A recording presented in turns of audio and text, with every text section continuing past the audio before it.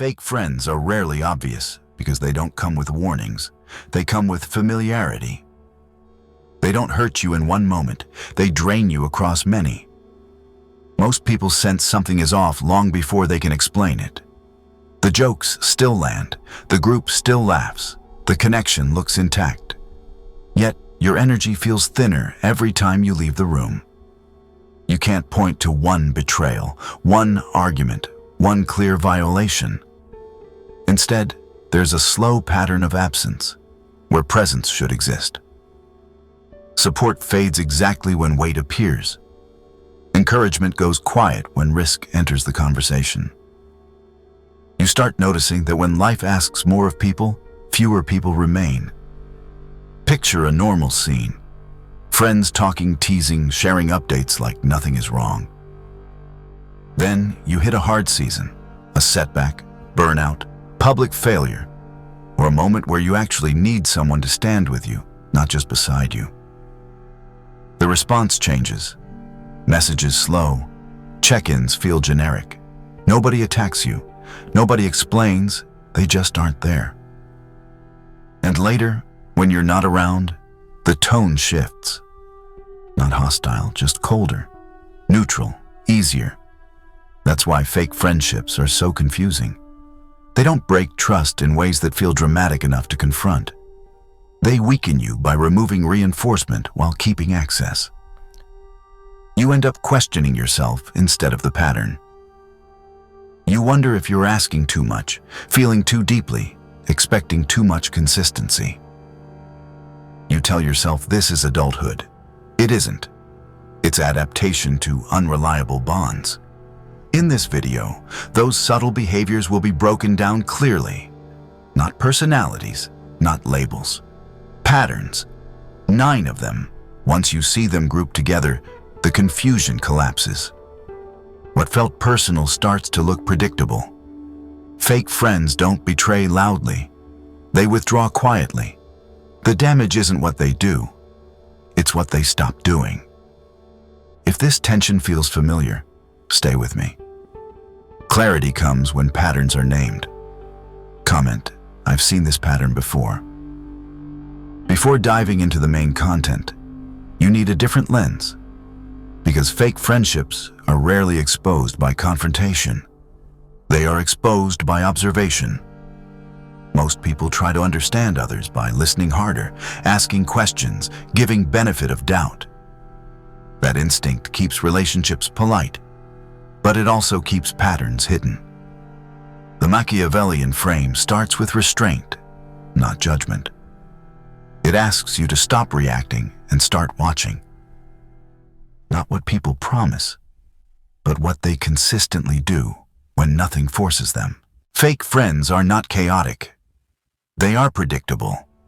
Their behavior follows the same logic across time, pressure, and audience.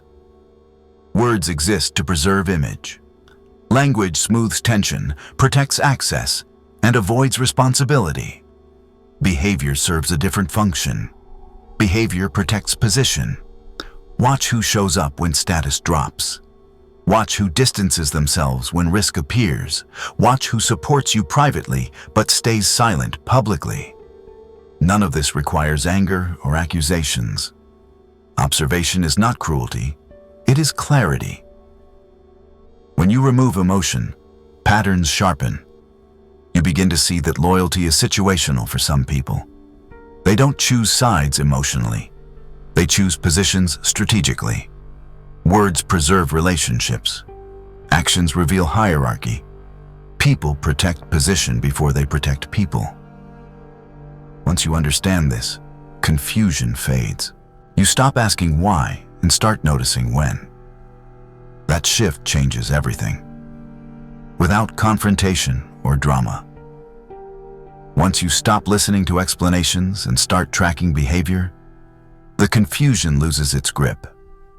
What once felt emotional or personal starts repeating in the same situations, with the same silence, the same distance, the same timing. At that point, it's no longer about guessing intentions. It's about recognizing structure. And with that lens in place, Here are the 9 things fake friends consistently do. Not loudly, but reliably. This is number 1. They praise you in private, but go silent in public. And this is one of the clearest behavioral tells. One-on-one, they compliment your ideas, your work, your growth, even your courage. They tell you you're doing great, that you deserve more, that you're ahead of the curve. It feels affirming, almost grounding. But the moment other people enter the room, that energy disappears. Meetings happen, conversations shift, credit is available, and your name is suddenly missing. They don't contradict praise, they simply withhold it. That silence is not accidental. Public support attaches identity. It links their name to your rise. And fake friends hesitate to make that link because they fear relative position loss. If you move up, the comparison shifts. If others see your value, their quiet advantage weakens. So they keep encouragement private where it costs nothing and avoid acknowledgement where it carries weight. Picture a friend group where someone always tells you privately how impressive your progress is, yet never defends you when jokes undercut you, never amplifies your wins, never mentions your effort around others. Or think of a workplace where a colleague praises your performance after hours but stays neutral when leadership asks who deserves recognition. This pattern teaches you a dangerous lesson. You start doubting your own momentum. You wonder if your success is inappropriate to share. You downplay yourself to stay comfortable. That is the erosion. Private praise with public silence is not support. It is containment. Real allies are consistent across audiences. They don't need to exaggerate you, but they don't erase you either. When behavior splits this way, stop explaining it away. You are watching someone manage hierarchy, not friendship. And once you see this pattern clearly, you stop mistaking quiet sabotage for humility, and you start protecting your trajectory without apology. This distinction matters because over time, silence shapes outcomes more than criticism ever could. People around you learn what to echo by watching who speaks. When your name is absent, opportunity reroutes quietly. Nothing dramatic happens, yet progress slows, confidence bends, and visibility fades. That is why this behavior feels polite but functions as pressure, nudging you smaller while pretending to stay friendly. It rewards caution and punishes alignment, making loyalty conditional on whether your rise threatens someone nearby in ways most people never question. Number 2. They show up when you're struggling, not when you're rising. And this pattern confuses people because it feels like care at first. When you're lost, exhausted, uncertain, or doubting yourself, they are suddenly available. They listen, they sympathize, they offer emotional space. You feel seen. But the moment clarity returns, momentum builds, or confidence stabilizes, they fade. Calls slow, replies shorten, invitations stop. This is not coincidence. Some people are comfortable when you need them because need creates relevance. Your weakness gives them a role. It positions them as support, advisor, anchor. But when you no longer depend on them, when you start moving forward without asking permission or reassurance, their position weakens. Growth threatens the bond they understood. Picture a friend who sat with you for hours when you felt stuck, unsure of your career, your direction, your worth. They were patient then. But when you find a path, start committing and talk less about confusion and more about execution, they're suddenly busy. Or think of a coworker who checks in when you're overwhelmed and doubting yourself, but disappears when your performance sharpens and leadership starts noticing. This behavior isn't kindness. It's comfort with imbalance. Some people bond through your weakness, not your growth. They don't want you broken, but they want you smaller. Not consciously cruel, just unconsciously attached to the version of you that needed them. The danger is subtle. You start associating support with struggle. You learn that progress costs connection, so you hesitate to grow too fast, speak too confidently, or move too independently. You slow yourself down to keep people close. That's the trade fake friends quietly offer. Stability for stagnation, presence for dependence. Real allies don't disappear when you rise. They adjust. They don't need to be needed to stay. When someone is only present during your weakness, pay attention without resentment. You're not losing a friend. You're outgrowing a dynamic that was never designed to survive your strength. And once you see this pattern, you stop mistaking selective availability for loyalty and start building momentum without waiting for permission. Number 3, they downplay your wins as luck or timing. And this is how fake friends neutralize progress without open resistance. When something finally works for you, a promotion, a breakthrough, a result you've been grinding toward, the response isn't hostility, it's reduction. You got lucky. It was the right place at the right time. Anyone could have done that. On the surface, it sounds casual, even complimentary. Underneath, it performs a function. It strips agency from your success. If your win is luck, then your effort doesn't count. If timing did the work, then you didn't earn it. This keeps hierarchy intact. They don't need to compete with you if your achievement is framed as accidental. The strategy is subtle because it avoids conflict. They don't deny the outcome, they reinterpret it. Picture a friend group where you share a small but meaningful success. Instead of curiosity about how you did it, the conversation shifts to external factors. Or a workplace where a colleague explains your result as circumstance, not skill, while your late nights, risk, and consistency are quietly ignored. This pattern trains you to minimize yourself. You start prefacing wins with disclaimers. You rush to credit luck before anyone else can.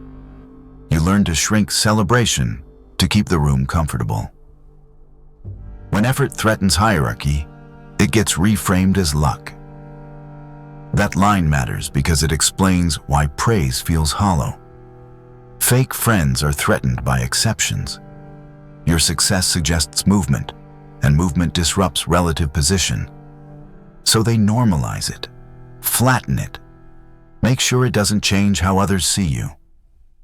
Real allies ask better questions. They want to know what you learned, how you did it, what's next. They don't fear your momentum because it doesn't redefine them. When someone consistently reduces your effort to chance, stop defending your work. Observation is enough. You're not dealing with skepticism, you're dealing with containment. And containment is about control, not truth. Once you recognize this pattern, you stop internalizing it. You let results stand without apology. You don't argue, you don't over-explain, you keep building. Over time, the contrast becomes obvious to everyone else. People start seeing patterns too, not in what you say, but in what keeps repeating. That's when quiet dismissal loses power and progress becomes undeniable, because luck doesn't show up on schedule, but disciplined effort does, again and again. Comment, I've heard this exact line. Number 4, they need you consistent, not evolving. And this pattern often feels like confusion rather than resistance. They support the version of you they already understand, the one who fits smoothly into existing dynamics, expectations, and roles. When you start changing, setting boundaries, refining standards, or protecting your time, the tone shifts. Not openly hostile, just uncomfortable. They reminisce about how you used to be easier, more flexible, more available. This isn't nostalgia. It's loss of control. Your evolution exposes stagnation around you, and that contrast is hard for fake friends to sit with. When you grow, they are forced to confront what they avoided. That pressure turns into subtle pushback. Picture a friend who loved you when you always said yes, always explained yourself, always made space. The moment you start declining invitations without guilt or pushing back on disrespect, the warmth cools. Or think of a workplace where you were praised for being adaptable until you began protecting your scope, your hours, or your priorities. Suddenly you're different, less fun, harder to work with. The behavior isn't about your change being wrong. It's about it being inconvenient. Fake friends benefit from predictability. Consistency keeps hierarchy stable. Evolution threatens it. They don't miss you. They miss the version they controlled. That line lands because it explains why resistance shows up right when you start respecting yourself. The danger is internal. You start questioning whether growth is selfish. You consider shrinking back to preserve harmony. You confuse discomfort with wrongdoing. But real allies adapt to your growth. They renegotiate, not resent. They don't require you to stay small so they can stay comfortable. When someone supports who you were but struggles with who you're becoming, don't argue, observe. Growth always rearranges rooms. Some people only fit the old layout. You're not betraying them by changing. You're revealing the limits of a bond that depended on your compliance. Once you see this pattern clearly, you stop apologizing for evolution. You let relationships either recalibrate or fade. That clarity protects momentum. It keeps you moving forward without dragging guilt behind you. Number 5. They use humor to lower your status. And because it's framed as joking, it's easy to miss and even easier to excuse. The comments come lightly. A sarcastic remark, a teasing jab, a story told with you as the punchline, always in front of other people. When you react, they retreat behind the same line every time. Relax, I'm just joking. But humor is never neutral in groups. It signals rank. When jokes only travel in one direction, they are not bonding, they are positioning. The function is simple. Humor allows someone to push you down without triggering confrontation. Laughter becomes cover. Social approval becomes camouflage. Picture a friend group where one person consistently mocks your ambitions, your habits, or your mistakes. Always smiling, always playful, always when others are watching. Or think of a meeting where a colleague makes a light comment about your idea being unrealistic, or your workload being exaggerated, earning laughs while your credibility quietly takes a hit. This isn't spontaneity. It's rehearsal. Over time, the room learns how to see you. You become the safe target, the flexible one, the person it's acceptable to poke. The danger isn't the joke itself. It's repetition. You start hesitating before speaking. You pre-edit your thoughts. You laugh along to avoid seeming sensitive. That's how status drops without a single argument. Jokes reveal rank when they're one-directional. That line matters because real humor flows both ways. It doesn't consistently cost one person more than others. Fake friends rely on this tactic because it keeps them clean. If you confront them, you look dramatic. If you stay quiet, the pattern continues, and silence teaches people what's allowed. This behavior thrives in environments where politeness is valued over clarity. You don't need to kill humor. You need to notice who uses it as a weapon. Real allies don't trade your dignity for a laugh. They don't need to make you smaller to feel bigger. When humor consistently lowers you in public, stop explaining it away. You're not humorless. You're observant. Once you see this pattern, you stop laughing it off and start reclaiming presence. Because status isn't lost in one joke. It's negotiated across many. And those negotiations happen whether you participate consciously or not. Number 6. They disappear when loyalty costs them something. And this is where fake friendship becomes unmistakable. As long as being associated with you is safe, convenient, or neutral, they're around. They talk, they listen, they nod along. But the moment standing with you introduces risk, social friction, or reputational cost, they step back. Not aggressively, quietly. They avoid taking sides. They say they don't want drama. They claim neutrality. What they're really doing is protecting themselves. Loyalty is not tested in comfort. It's tested when choosing you means giving something up. Fake friends are present when nothing is required. They vanish when presence demands courage. Picture a rumor spreading about you. Not explosive, just damaging enough to matter. You notice who reaches out and who suddenly goes silent. Or imagine a conflict at work where your position is reasonable but unpopular. A decision needs backing. Meetings happen. Eyes drop. The same people who joked with you yesterday are suddenly busy, cautious, unreachable. They don't attack you. They simply refuse to be seen with you when visibility carries consequence. This behavior reveals the truth. They are friends when it's safe, not when it's costly. Loyalty is only visible when it's inconvenient. That line matters because loyalty without cost is just preference. Fake friends avoid choosing sides because choosing sides defines hierarchy. If they stand with you and you lose, they lose proximity to power. If they stand against you openly, they look disloyal. So they choose the third option: absence, silence, plausible deniability. The damage is internal. You start questioning whether you deserve support. You replay events, wondering if you asked too much. You tell yourself it wasn't that serious. But your nervous system remembers who stayed and who didn't. Real allies don't rush into every fight, but they don't evaporate when pressure appears. They communicate. They show alignment in small but visible ways. Fake friends confuse caution with wisdom. It isn't. It's fear dressed as maturity. When someone consistently disappears when loyalty has a price, don't chase clarity from them. Observe the pattern. It tells you everything words won't.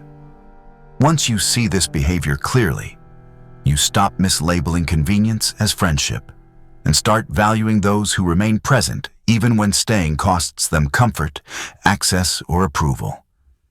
Because those are the only moments loyalty actually exists. Number 7. They call you different when you stop playing along. And this accusation is meant to pull you back into a role you've outgrown.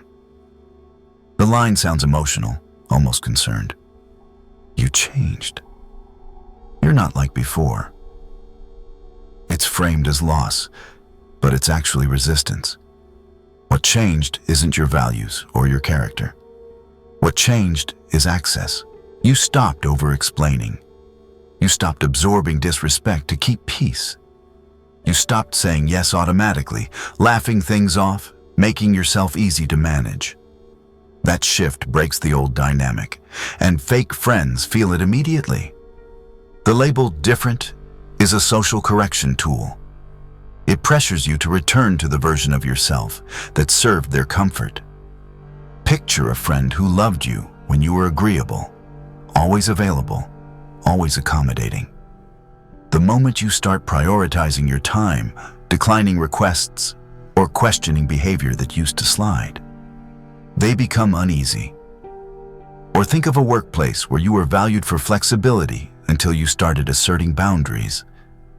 Then suddenly you're described as harder to read or not as collaborative. The message is clear. Your growth disrupted a system that worked for them. This isn't about losing connection. It's about losing leverage. Fake friends don't miss who you are. They miss how usable you were. They didn't lose you. They lost access. That line matters because it reframes the guilt. You're not abandoning anyone. You're closing a door that was left open too long. The danger comes when you internalize their discomfort. You start wondering if boundaries made you cold. You consider softening yourself to restore harmony. But real allies adjust when you evolve. They don't require you to stay pliable to stay close.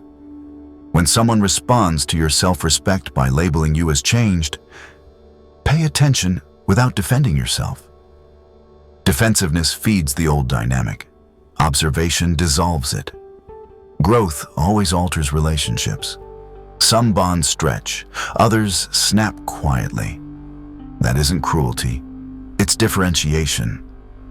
Once you see this pattern, you stop explaining your evolution.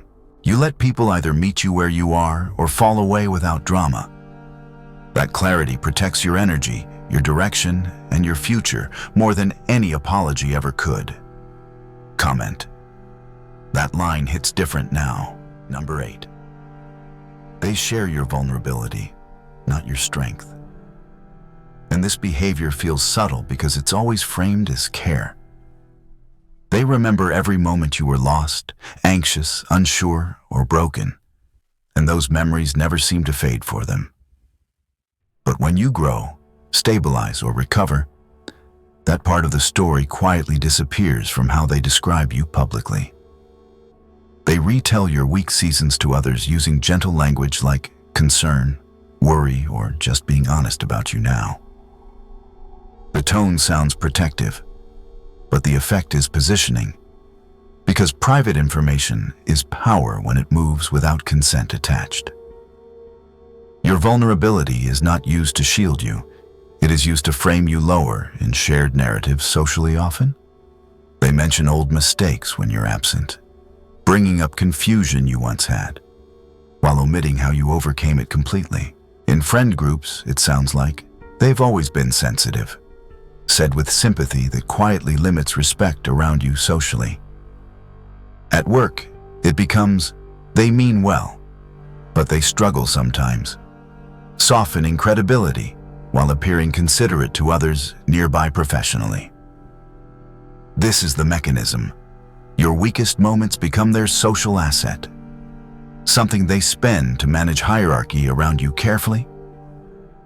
It's not about helping you. It's about defining you in a smaller frame that feels safer for them long term. When vulnerability travels without you, it's not care, it's leverage. And leverage reshapes perception quietly across rooms, groups, time, repeatedly. Safe people protect your story, contextualize pain, and emphasize growth, especially when you're not present to defend you fairly publicly. Unsafe people circulate fragments, keeping you frozen at your lowest chapter for their convenience and comfort. Status, relevance, influence, control. The danger is internal. You start feeling exposed, cautious, and reluctant to share anything real again with them or anyone. Observation fixes this by clarifying who earns trust and who treats intimacy like currency inside relationships, friendships, workplaces, daily interactions.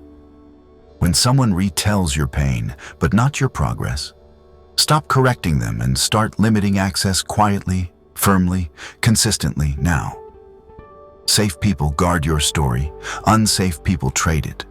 And knowing the difference protects your future momentum, dignity, leverage, always. Number 9. They stay neutral when neutrality benefits them. And this is often mistaken for maturity, wisdom, or emotional control. When tension appears, rumors circulate or sides quietly form. They refuse to stand anywhere. They say things like, "I don't want drama," or "I see both sides." And on the surface, it sounds reasonable. But neutrality is not always thoughtful. Sometimes it's the cheapest way to avoid losing position. Choosing a side carries risk. You might lose access, approval, or future advantage. Staying neutral keeps doors open. It allows them to remain welcome everywhere while contributing nothing meaningful anywhere. Watch how this plays out. When you're spoken about unfairly, they stay silent. When you're excluded, they continue participating as if nothing happened. They don't correct lies. They don't challenge framing. They don't check in publicly. They preserve comfort by avoiding commitment. This isn't betrayal in the dramatic sense. It's self-prioritization disguised as balance. They don't choose against you. They choose themselves first, then justify it with language that sounds objective. The social mechanism is simple. Power rarely needs defense. It benefits from silence. Neutrality often favors whoever already has power. That line matters because silence stabilizes existing hierarchies. When no one speaks, the dominant narrative wins by default. Fake friends understand this instinctively. They wait. They watch.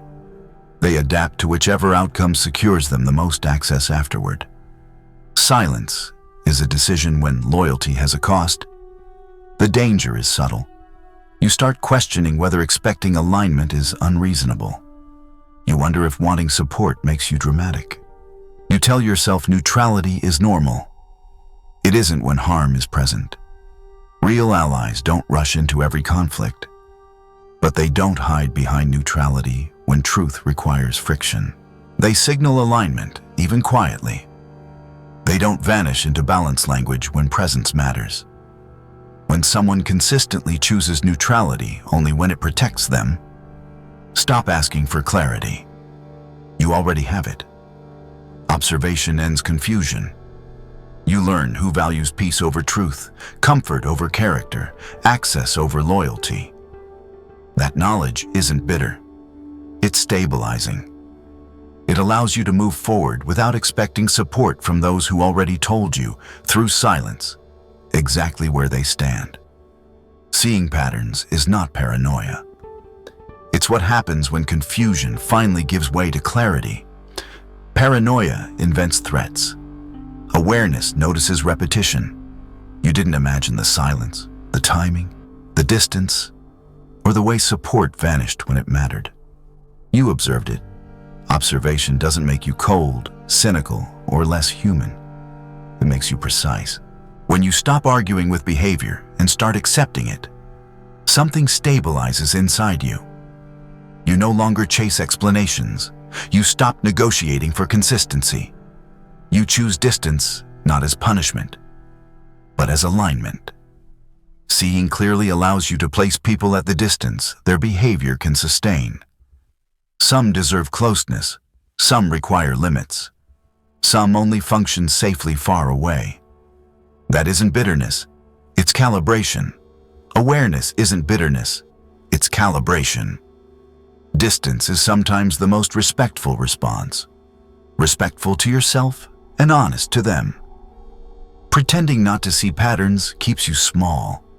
It keeps you overextending, over-explaining, and misplacing trust. Once you recognize these behaviors together, you stop personalizing them. You understand that fake friends don't act randomly. They act consistently in ways that protect their position, not your growth. That realization frees energy. You invest where reciprocity exists. You stop expecting depth from shallow containers. You stop offering loyalty to people who only show up when it's safe. This isn't about cutting everyone off or becoming guarded with the world. It's about discernment, adult discernment. You don't need to confront. You don't need to expose. You don't need to explain your distance. Behavior already made the case. The mask only works on those who refuse to see. And now you see. If this named something you felt but couldn't articulate, mark the moment. Comment, "The mask no longer works on me." And subscribe if you want to learn how to read human behavior with clarity instead of naivety. So you move through relationships grounded and no longer confused by patterns you were never meant to ignore.